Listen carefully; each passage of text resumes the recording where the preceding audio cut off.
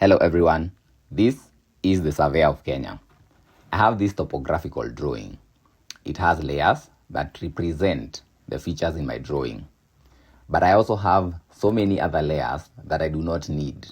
These layers are automatically ingrained in AutoCAD Civil 3D, but they make my drawing hectic and I cannot locate the layers I want. For example, if I wanted the layer buildings or cadastral boundary, I have to scroll for me to find it. So for you to delete all these A's and C's, all the unnecessary layers that you don't need, command line, type LAYDEL. This is a short form for layer delete. Enter.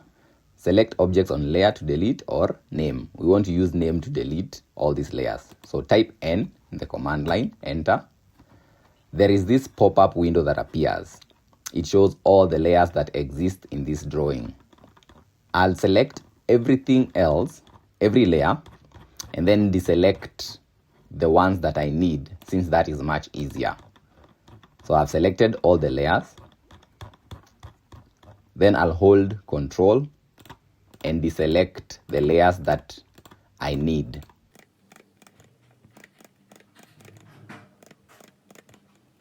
We need the buildings layer.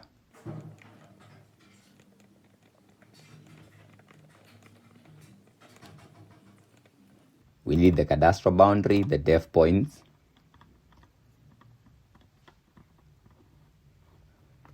Something you need to note, layer delete deletes all layers, regardless whether they have objects or content in them or not.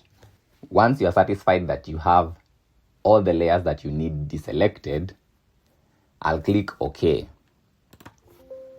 201 layers will be deleted. Remember, there are two layers that are not deleted using this command. That is layer 0 and the Defpoints layer. Delete layers. And 201 layers deleted.